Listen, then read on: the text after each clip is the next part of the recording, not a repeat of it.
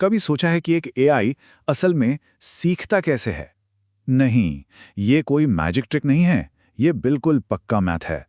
तो आज हम इसी पर्दे के पीछे झांकेंगे और उस मैथ की नींव को समझेंगे जिस पर एआई की पूरी दुनिया खड़ी है। तो सबसे पहला सवाल जो दिमाग में आता है वो ये है कि भाई, जब हमारे पास साइकिट-लर्न और टेंसरफ्लो जैसी इतनी कमाल की लाइब्रेरीज हैं, तो हमें मैथ्स की ज़रूरत ही क्या है? मतलब बस एक लाइब्रेरी इंपोर्ट करो, डेटा लोड करो, एक फंक्शन कॉल करो और बूम, मॉडल काम करने लगता है। सही है ना? लेकिन ये कहानी का सिर्फ एक पहलू है। तब क्या होता है जब कुछ गड़बड़ हो जाए, जब एक्यूरेसी कम हो, मॉडल एकदम सुस्त हो जाए, या जो रिजल्ट्स आ रहे हैं वो बड़े अजीब हों? यहीं पर मैथ का असली रोल शुरू होता है। एक बहुत अच्छी बात कही गई है, मैथ्स के बिना टूल्स का इस्तेमाल तो हो सकता है, लेकिन उन पर असली कंट्रोल वो नहीं हो सकता। तो चलिए, मैथ को मुश्किल सब्जेक्ट्स की लिस्ट की तरह नहीं, बल्कि एक इंजीनियर के टूलकिट की तरह देखते हैं। ये वो औजार हैं, वो टूल्स हैं जिनकी ज़रूरत हमें एआई बनाने और उससे सच में असलियत में कंट्रोल करने के लिए पड़ती है। तो इस टूलकिट का सबसे पहला और शायद सबसे ज़रूरी टूल वो है कैलकुलस। यही वो चीज़ है जो एक मॉडल को सीखने की पावर देती है। इसे एआई का लर्निंग इंजन समझ लीजिए, यही है जो इसे चलाता है। देखिए, कोई भी मॉडल शुरू में परफेक्ट नहीं होता, वो गलतियां करता है। कैलकुलस का काम ही यही है। वो मॉडल को बताता है कि देखो, तुम इतने गलत हो और सुधरने के लिए इस दिशा में जाना है। ये गलतियों से सीखकर धीरे धीरे बेहतर होने का प्रोसेस है। तो ये होता कैसे है? यहीं पर एंट्री होती है डेरिवेटिव की। अब बिल्कुल आसान भाषा में समझें तो डेरिवेटिव हमें सिर्फ इतना बताता है कि जब हम मॉडल के किसी एक छोटे से पेंच यानी पैरामीटर को थोड़ा सा घुमाते हैं तो फाइनल आउटपुट कितनी तेजी से बदलता है। और सोचिए, जब मॉडल सिंपल ना हो बल्कि उसमें बहुत सारी लेयर्स हों, तब क्या? तब पिक्चर में आता है चेन रूल। और चेन रूल का कमाल यह है कि वो हमें समझाता है कि एक लेयर में किया गया छोटा सा बदलाव एक एक करके सभी लेयर से गुजरते हुए आखिरी नतीजे तक अपना असर कैसे पहुंचाता है। चलिए इसे स्टेप बाय स्टेप समझते हैं। पहले एक लेयर में हल्का सा एडजस्टमेंट किया, फिर उस एडजस्टमेंट का असर अगली लेयर पर कैलकुलेट हुआ, और ये सिलसिला चलता रहता है लेयर दर लेयर, बिल्कुल आखिर तक। इस पूरे प्रोसेस से मॉडल सीखता है कि शुरुआत में किया गया एक छोटा सा बदलाव अंत में कितना बड़ा असर डाल सकता है। ये एक फीडबैक लूप की तरह है जो मॉडल को लगातार बेहतर बनाता रहता है। तो चलिए अब अपने टूलकिट के अगले टूल की तरफ बढ़ते हैं, लीनियर अलजेब्रा।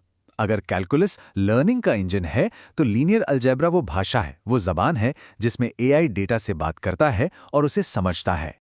क्योंकि देखिए, असल दुनिया का डेटा सिर्फ नंबर्स की एक लंबी सी लिस्ट तो होता नहीं है ना।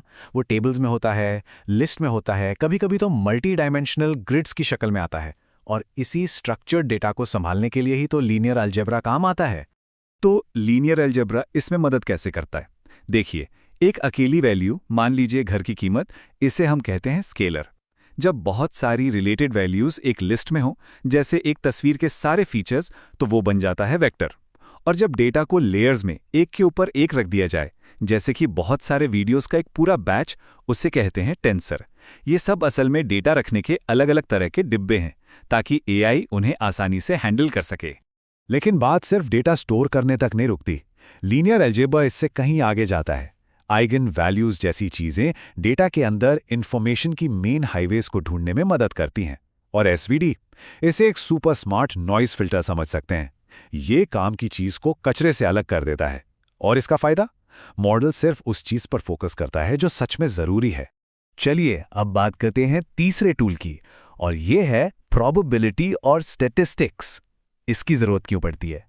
क्योंकि रियल वर्ल्ड का डेटा भाई परफेक्ट नहीं होता, अधूरा होता है, बिखरा हुआ होता है, उलझा हुआ होता है, और उससे डील करने के लिए ये टूल बहुत जरूरी है।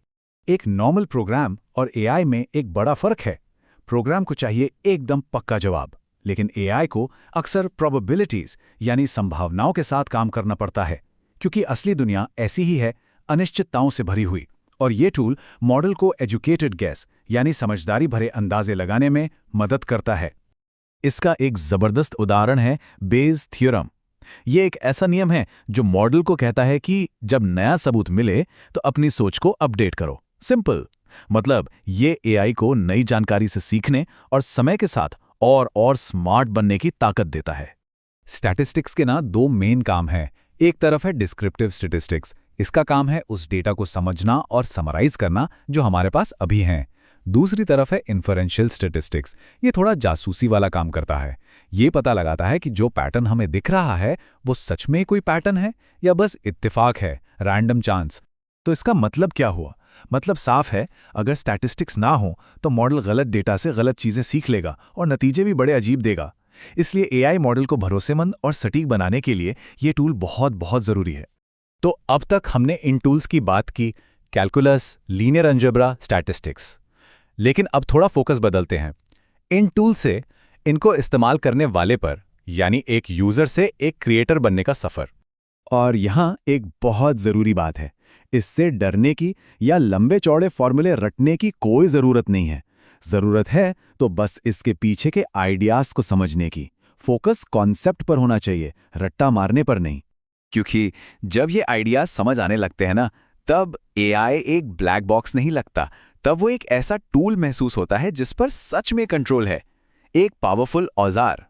तो सवाल ये है, इस टूलकिट में से कौन सा औजार है जिसमें सबसे पहले मास्टरी हासिल की जाए? कैलकुलस, लीनियर अलजेब्रा या फिर प्रोबेबिलिटी? सफ़र तो पहले कदम से ही शुरू होता है।